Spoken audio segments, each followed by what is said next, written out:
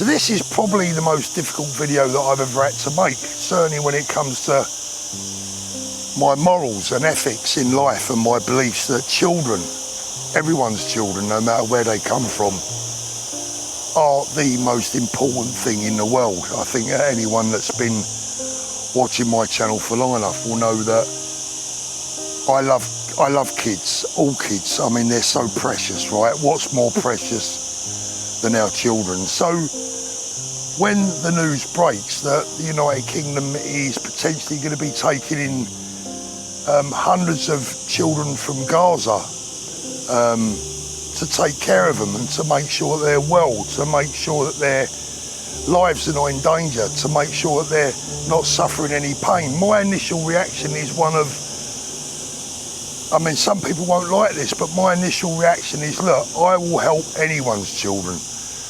And let's be realistic for a moment. Let's just get down to the nitty-gritty for a moment. If you had any young child in front of you, anyone, from any race, religion, background, creed, colour, any child that's in pain or in danger that is in front of you, if you could help that child, would you do it? Of course you bloody would. And if you wouldn't, then you're a monster. So when it comes to helping children from Gaza, this is so at odds for me as a human being and as a man that respects life of all children. When I see the children of Gaza in pain or in hunger or whatever, whether you believe the footage that you're seeing or whether it's fake, whether it's just staged, it doesn't matter. I never enjoy seeing a child in pain. But here's where the moral predicament comes in, and why I'm afraid that I feel ashamed of myself and I'm deeply disturbed at having to say we must not take these children. And the reason that we must not take these children, and I can feel my heart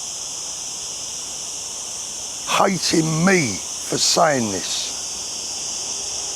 I feel so uncomfortable saying this that you just wouldn't believe it. And I really do feel uncomfortable saying this. God forbid, God forgive me for what I'm gonna say. The problem is that these children do not come alone.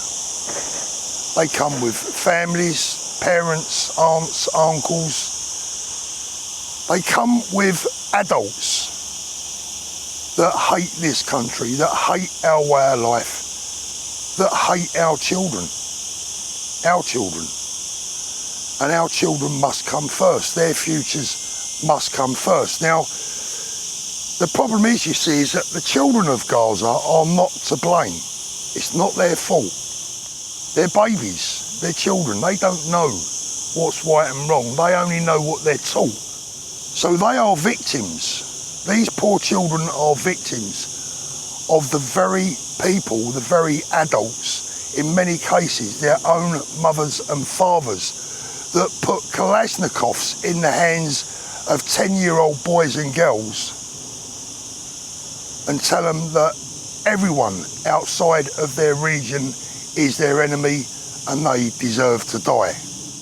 The real crime that's taking place in Gaza is the rule of Hamas, the rule of the belief that every Jew in the world needs to be annihilated, and by the way, Christians come after that.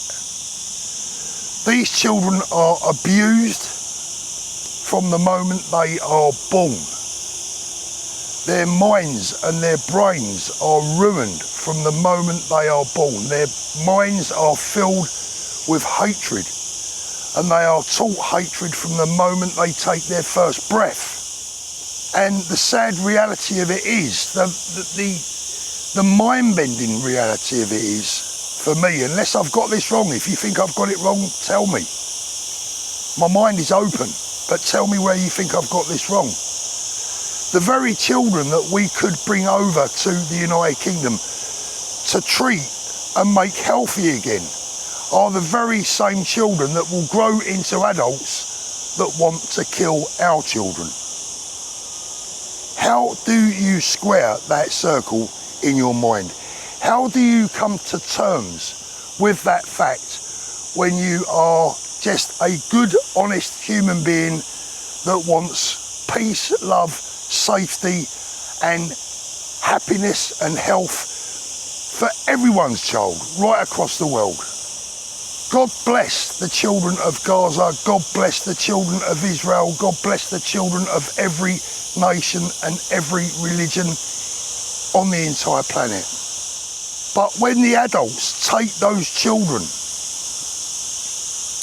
and turn them into vicious, frothing at the mouth Rottweilers,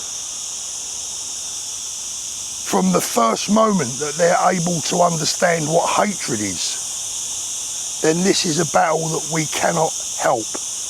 This is a task that we simply cannot take on. Regrettably, this is not a generation of children that we can help. The only way that we can help these children is to eliminate the terrorists of Hamas, to change the mindset of the people in the region to understand that the only way forward for their children is to live in peace together with others. I know a number of Jewish people, and let me tell you something.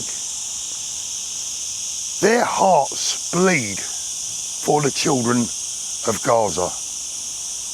They genuinely do. I've been out socialising with them and I speak to them in private, and you would not believe their humanitarian attitude towards the children from Gaza, the same as me. And for anyone watching, by the way, I'm not Jewish, I'm a Christian, I'm Church of England. But the bottom line is this, is that it's the adults' fault, it's not the kids. It's the way you bring up a dog, isn't it? It's the way you bring up a puppy. There's no such thing as a bad dog, only bad owners. And I believe that to be true with children in many respects. Children are all born innocent. They're all born beautiful. They're all born little angels. It's the adults that turn them into little devils. So as tough as it is, as hard as it is to say, as bad as it makes me feel to say it, we must not, we cannot take in these children. Because if only one of them, if only one of their family members turns out to be another terrorist or is responsible for another terrorist attack, then all we've done is swap one child's and one family's pain for another. And that simply cannot happen. We have to now start taking care of our own. We should have been doing it for years, but now in particular, the country is being invaded, has been invaded by people that simply don't like us, that simply want to see the destruction of our country, of our nation, of our culture. This is an undisputable, undeniable fact. It's unfolding right in front of our very eyes. You only have to look, I mean, all these asylum seekers that are coming in, just take a look at the evidence that they are handing to us on a plate, looking out of their bedroom windows, laughing at protesters, running their fingers across their throats.